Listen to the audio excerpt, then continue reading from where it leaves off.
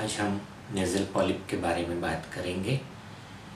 नाक बंद हो जाने की काफ़ी वजह हो सकती है, उसमें से एक वजह हमारा ये नेज़ल पॉलिप हो सकता है।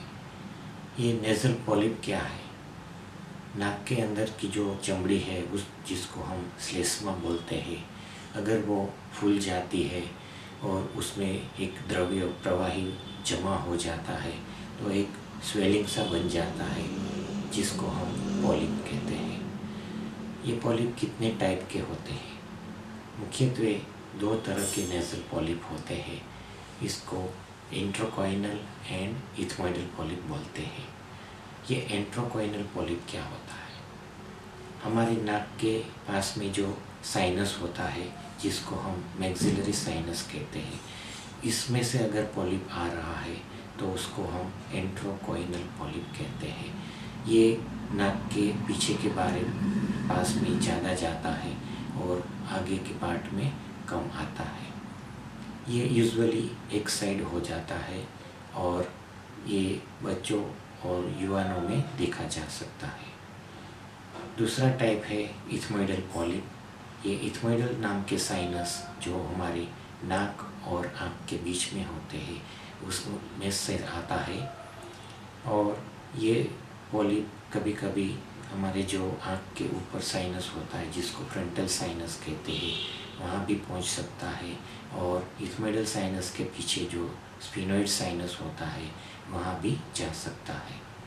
ये मुख्यत्वे एलर्जी की वजह से होता है और दोनों साइड में होता है। ये यूजुअली युवाओं में दिखाई जाता है। उसके कारण क्या होता है? एक तो हमने बताया कि एलर्जी, तो ये एलर्जी की वजह से इथमॉइडल पॉलिप होता है। और ये इंट्राकॉइनल पॉलिप है, यूजुअली संक्रमण यानी कि इन्फेक्शन की वजह से होता है। ये पॉलिप के सिम्टम्स या लक्षण क्या होते हैं? ये पॉलिप यूजुअली हमारे नाक को बंद कर देता है, सांस लेने में दिक्कत होती है।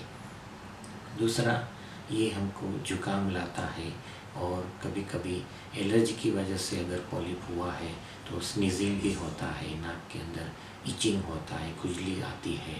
और कभी कभी ये हमारे जो स्मेल सेंसेशन है उसमें भी इफ़ेक्ट करते हैं और हमारी स्मेल सेंसेशन, सुगंध की जो पहचान है वो कम करता है और बंद भी हो सकती है।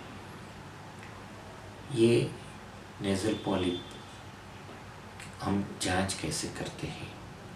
इसके लिए हम नेज़ल एंडोस्कोप का यूज़ करते हैं, जिससे हमारे नाक के अंदर जो भी चीज़ है वो साफ साफ दिखाई देती है और उसको हम स्क्रीन के ऊपर पेशेंट को भी दिखा देते हैं कि ये नेज़ल पॉलिप है। दूसरा, हम सीटी स्कैन एडवाइस करते हैं, जिससे हमको पता चल जाता है कि पॉलिप कितना है, कहाँ से आ रहा है, कितने साइनस के अंदर पॉलिप है, सब इन्फॉर्मेशन हमको मिल जाती है। और कभी कभी हम एलर्जी की भी टेस्ट करते हैं, ये जानने के लिए कि ये पेशेंट को कौन सी चीज़ की एलर्जी है। और अगर हम पॉलिप को एक अच्छे नॉर्मल पॉलिप की तरह नहीं दिखाई देता है तो कभी कभी हम उसमें से बायोप्सी जांच भी करते हैं।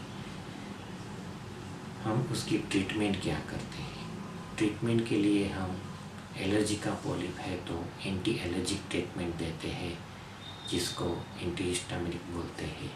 और अगर इन्फेक्शन की वजह से ये पॉलिप लगता है तो हम एंटीबायोटिक जैसी गोली देते हैं। नेज़ल स्प्रे भी मार्केट में मिलते हैं, उसका भी हम कभी कभी प्रिस्क्रिप्शन देते हैं, जिससे वजह से ये पॉलिप की साइज़ कभी कम हो जाती है।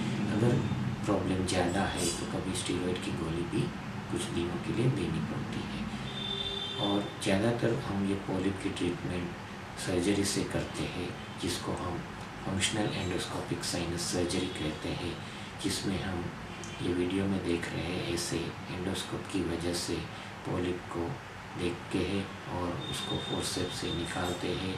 और सब पॉलिप जब निकल जाता है तब पेशेंट को नर्स जो ब्लॉकेज की प्रॉब्लम है वो चली जाती है। नेज़ल पॉलिप जो एलर्जी की वजह से होता है वो सर्जरी के बाद भी अगर एलर्जी चालू रहती है तो दूसरी बार हो सकता है। इसके लिए हम पेशेंट को एलर्जी टेस्ट के हिसाब से जिन जिन चीज़ों की एलर्जी है उससे दूर रहने की एडवाइस देते हैं ताकि पॉलिप दूसरी बार ना हो।